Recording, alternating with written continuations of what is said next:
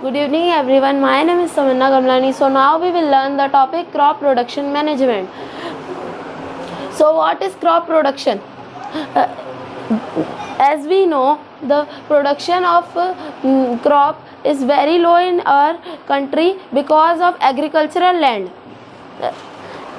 और हम agricultural land को ज़्यादा बढ़ा भी नहीं सकते हैं, तो हमको कुछ ऐसी प्रैक्टिसेस करनी होगी जिससे हमारा प्रोडक्शन इंक्रीज़ हो पाए।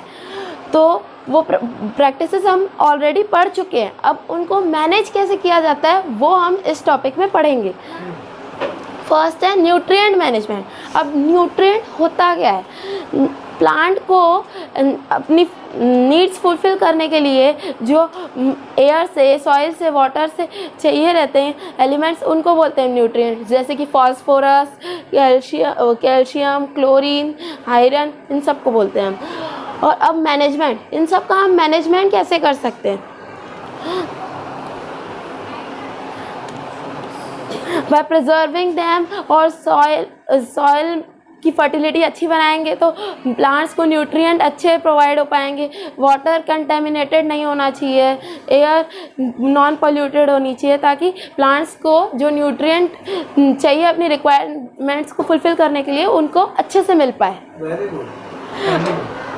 फर्स्ट है, इसमें फर्स्ट होता है मैक्रो न्यूट्रिएंट। अब मैक्रो आपको वर्ड से समझ में आ रहा है, इसका मैक्रो मतलब होता है बड़ा। अब प्लांट को जो ज़्यादा अमाउंट में न्यूट्रिएंट चाहिए उसको बोलते हैं मैक्रो न्यूट्रिएंट। इसका एग्जांपल है नाइट्रोजन एंड ऑक्सीजन। सेकंड है माइक्रो न्यूट्रिएंट।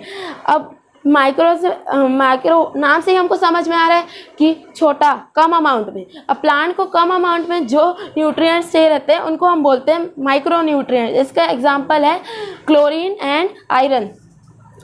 अब इसी के अंडर दो टॉपिक्स और आते हैं, मैन्योर्स एंड फर्टिलाइजर्स। तो पहले हम मैन्योर्स को समझेंगे।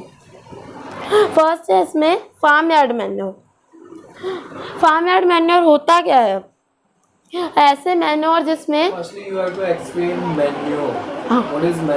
यस सर, हाँ, decomposition of animal excreta and plant waste is known as manure. It is also known as natural fertilizers that we use to do cropping production. हाँ, crop production. First है इसमें farm yard manure. Farm yard manure ऐसे manures होते हैं जिसमें सारी चीज़ें, plants को 3 एलिमेंट मेनली रिक्वायर होते हैं, नाइट्रोजन, फास्फोरस और पोटेशियम। नाइट्रोजन जो है इसमें 0.5% प्रेजेंट होता है, और फास्फोरस जो है इसमें 0.2% प्रेजेंट होता है, और पोटेशियम जो है वो 0.5% प्रेजेंट होता है, जो कि हमारी प्लांट की यील्ड बढ़ाने में हमको हेल्प करता है। सेकेंड है कंपोस्ट। अब कंपोस्ट क्या होता है? पहले ही मैंने आपको बता चुका है कि वो एक सेकेंड कंपोस्ट मतलब होता क्या है? एक ऐसी प्रोसेस जिसमें रॉटन वेजिटेबल्स और एनिमल एक्सक्रीटा को हम डिकम्पोज कराते हैं पिट्स में, और उसको हम लोग सॉइल में मल्च कराते हैं, तो जिससे सॉइल की फर्टिलिटी बढ़ती है। Green manure. अब ग्रीन मैन्योर होता क्या है? जब वो सीजन क्रॉप का सीज़न आता है ना, उसके पहले ही हम कुछ क्रॉप्स लगा दिए रहते हैं जो कि हमारे यूज़ की नहीं होती है, बट हम उनको लगाते हैं बिकॉज वो क्रॉप जब लगती है उसको हम प्लगिंग करते हैं, जब उसकी फिर उसको सॉइल के साथ मल्च कर देते हैं। प्लफिंग करते हैं, उसको सॉइल के साथ मल्च कर देते हैं, वो as a green manure use होता है। और इसमें एक टॉपिक और है वर्मी कंपोस्ट मैन्योर्स।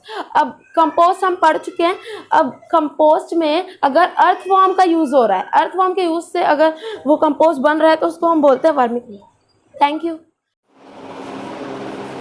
अब हम पढ़ने वाले फर्टिलाइज़र मतलब होता है एक ऐसा सब्सटेंस जो हमारे जो प्लांट्स है, क्रॉप्स है, उसकी जो प्रोडक्शन है, उसकी फर्टिलिटी को इंक्रीज़, मतलब सॉइल की फर्टिलिटी और प्लांट की प्रोडक्शन को इंक्रीज़ करने में यूज़ होता है।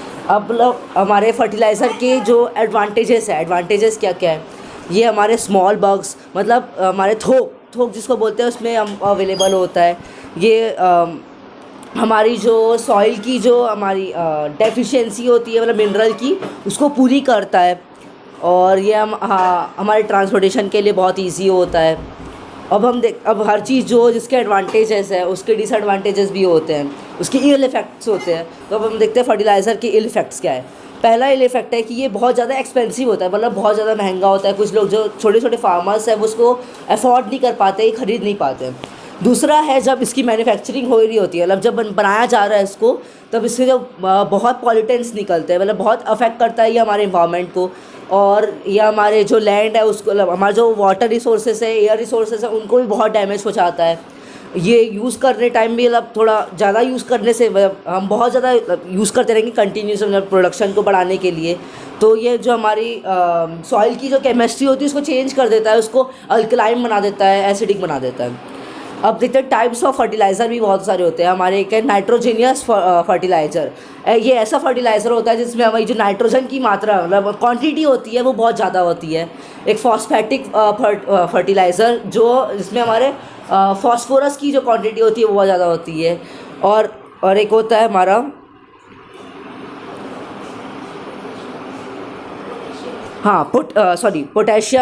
पोटेशियमेटिक फर्टिलाइज़र होता है जिसमें बहुत ज़्यादा क्वांटिटी होती है पोटेशियम की। Next continue. हाँ, अब हम पढ़ेंगे इरिगेशन सिस्टम।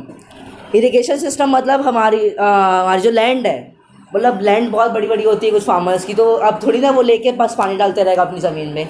तो वो अपनी लैंड में ऐसे मतलब गड्ढे बनवा देगा, मतलब कुछ जैसे नाली टाइप का बनवा देगा जिससे जो उसकी क्रॉप्स है उसको डायरेक्ट पानी पहुंचते रहे। तो उसमें भी हमारे टाइप्स है। Canal system. कैनाल सिस्टम मतलब मैंने आपको बताया जैसे नाली बना देगा, तो कैनाल सिस्टम में वो आपकी नाली बना देगा जिससे आपका पानी जाएगा। अब टैंक्स मतलब आपकी जो बहुत बड़ी बड़ी स्टोरेज बना देगा जिससे आपका पानी स्टोर कर पाओ। पर आप जो कैनल सिस्टम आप बताए, हाँ। इसमें कैनल में तो बहुत पानी रहता है, फ्लड नहीं आ जाएगा? हाँ, तो उसी के लिए हम बनाते हैं टैंक्स। टैंक्स मतलब हमारी छोटे छोटे डैम्स होते हैं ना, उसके लिए। मतलब अगर ये नहीं होंगे तो हमारा जो वाटर का अनइक्वल डिस्ट्रीब्यूशन हो जाएगा, मतलब कहीं ज़्यादा पानी हो जाएगा, कहीं पे कम पानी हो जाएगा। वेल्स मतलब हमको पता है कुएँ से, मतलब जैसे अब हम एक फार्मर है जिसने हमने खेत में कुआँ खुदवा दिया, तो अब वो कुएं में हमने एक मोटर लगवा दिया, जिससे मोटर से उसने पानी को टैंक्स में डलवाया। टैंक्स में डलवाने के बाद जो टैंक से पानी है वो जाएगा कैनाल सिस्टम में, मतलब ये इंटरकनेक्टेड है। उसने वेल खुदवाया, वेल से पानी निकल रहा है, मोटर से पानी यूज़ हो रहा है, वो जाएगा टैंक्स में स्टोर होगा। टैंक्स छोटे छोटे डैम्स हैं, वहाँ से मतलब वो हर जगह इवनली वो फैलेगा पानी, और जो जिस सोर्स से फैलेगा उसको बोलेंगे कैनाल सिस्टम। मतलब ये तीनों कनेक्टेड है एक दूसरे से। अब देखते हैं रिवर वैली सिस्टम। मतलब अब आपकी जो रिवर वैली सिस्टम बोल सकते हैं, मतलब हम एक रिवर टाइप का बना सकते हैं अपने खेत को, मतलब उसको यूज़ कर सकते हैं एज अ रिवर। मतलब जो आपकी इरिगेशन सिस्टम है वो एक रिवर टाइप की चलेगी। Can we use rain water harvesting? Sir हमारे खेत में रेन वाटर हार्वेस्टिंग लगा के मतलब कुछ परसेंट प्रॉफिट है, कुछ परसेंट लॉस है। मतलब अगर सर लगाएंगे, अगर प्रॉफिट ये है कि आप लगा तो लोगे तो आपको मतलब पानी आपका स्टोर होते रहेगा, पर मतलब आप लगाओगे कहाँ? मतलब हमारा जो रेन वाटर हार्वेस्टिंग होता है वो ज़मीन के अंदर लगता है। अब जो ज़मीन है उसके मतलब पूरा सॉइल है वो अंदर तक अच्छे, मतलब आपकी फर्टाइल ज़मीन है वो आपकी अब जो आपकी जो सॉइल है वो पानी रोक के रखती है, पानी रोक के रख रही है, मतलब आपके क्रॉप को सफिशिएंट वाटर मिल रहा है। पर आप जब वो रेन वाटर बनवा दोगे तो आपकी जो नीचे की जगह है वो ख़त्म हो जाएगी, वहाँ आपका रेन वाटर लग जाएगा, तो आप उससे आपका डिसएडवांटेज होगा। आपकी सॉइल की लेयर कम हो जाएगी जिससे प्लांट को सफिशिएंट वाटर नहीं मिल पाएगा। अब हम देखते हैं क्रॉपिंग पैटर्न। 3 टाइप के क्रॉपिंग पैटर्न होते हैं, मिक्स क्रॉपिंग, इंटर क्रॉपिंग और क्रॉप रोटेशन। मिक्स क्रॉपिंग क्या होता है? आपके पास एक लैंड है, अब इस पर आपने क्या किए, मतलब क्रॉपिंग पैटर्न मतलब आप यहाँ पे मतलब डिफरेंट टाइप की आप मतलब जो क्रॉप्स है उसको एक साथ ग्रो करेंगे। जैसे मेरे एक पास लैंड है, मैं इसको डिवाइड कर दिया 4 पार्ट्स पे। मैंने यहाँ पे लगाया वीट, राइस और यहाँ पे कुछ मेज़, मतलब ऐसे डिफरेंट टाइप की मैंने अपने वो लगवा लिया, मतलब क्रॉप्स लगवा लिया। तो उसमें आप बोलेंगे मिक्स क्रॉपिंग, मतलब आप एक ही लैंड में डिवाइड करके इक्वली डिवाइड कर दे रहे हो, जिससे आपका मतलब डिफरेंट टाइप के क्रॉप्स आप ग्रो कर रहे हो। अब इंटर क्रॉपिंग देखते हैं। इसको जैसे ये हो गया आपका इक्वली डिस्ट्रीब्यूट। अब आप इसको कर दो, एक स्ट्रिप्स बना दो, ऐसे लंबी लंबी स्ट्रिप्स बनवा दो अपने उस खेत पे। जैसे आपने यहाँ लगाया वीट, यहाँ लगाया राइस, वीट राइस से मतलब आप अल्टरनेट क्रॉप्स लगवाओगे। अब आप चाहो तो इसको 1:1 पे यूज़ कर सकते हो। जैसे एक स्ट्रिप पे वीट, एक स्ट्रिप पे राइस। आप इसको 1:2 कर सकते हो। एक स्ट्रिप पे वीट, दो स्ट्रिप पे राइस, एक स्ट्रिप पे वीट, 2 स्ट्रिप पे राइस। इसको आप 1:3 में भी कर सकते हो। आपकी जितनी मर्जी उतने में आप ले जा सकते हो। अब देखते हैं क्रॉप रोटेशन। इंटरक्रॉपिंग का बेनिफिट क्या हो सकता है? बेनिफिट मतलब आपकी एक टाइम में मतलब आपका लेबर बचेगा, आपकी लेबर की वेजेस बचेंगे आपके। फिर आपकी एक बार में 2 क्रॉप्स ग्रो हो जा रही है। मतलब ये तीनों की वही प्रॉफिट है, तीनों में वही है। आपसे इसकी मतलब इस पर आपका जो है मतलब फेलियर नहीं होगा। मैं आपको बताता हूँ आगे एडवांटेजेस के। अब ये है आपकी लैंड। अब आपने क्या किए, अब उसको 2 में डिवाइड कर दिए। एक में लगाए वीट, एक में लगाए राइस। अपने पहले साल पे वीट यहाँ लगाए, राइस यहाँ लगाए। जब नेक्स्ट ईयर आपकी हार्वेस्ट के बाद फिर से लगाए तो आपने इसको चेंज कर दिया, यहाँ पे राइस कर दिए, यहाँ पे वीट कर दिए। मतलब आप जो क्रॉप्स है उसको ऐसे सर रोटेशन से आपकी जो लैंड की जो फर्टिलिटी है वो इंक्रीज़ हो जाएगी। तो आप इसको अल्टरनेट मतलब स्वैप करते रहेंगे बीच बीच में। कभी यहाँ पे राइस लगेगा, कभी वीट लगेगा, कभी हम वीट लगाए तो राइस लगेगा, ऐसे करके। अब इसके देखते हैं हम एडवांटेजेस क्या है। एडवांटेजेस, इसके पहला एडवांटेज तो है कि आप इससे अपना जो सॉइल का फर्टिलिटी है वो ज़्यादा कर सकते हो, लेबर वेजेस बचा सकते हो। फिर आपका यहाँ पे डिफरेंट टाइप ऑफ क्रॉप्स एक बार में आपके वो हो जाएंगे, ग्रो हो जाएंगे। अब इसके कुछ हर चीज़ के मेरिट्स है, उसके डीमेरिट्स भी होते हैं। अब इसका डीमेरिट है कि आप इस पर यहाँ पे मतलब वो मशीनरीज यूज़ नहीं कर सकते। मतलब आपने लगवा तो लिए, मिक्स क्रॉपिंग कर लिए, पर यहाँ पे आप मशीन नहीं चला सकते, वो आपको हाथ से ही करना पड़ेगा। सर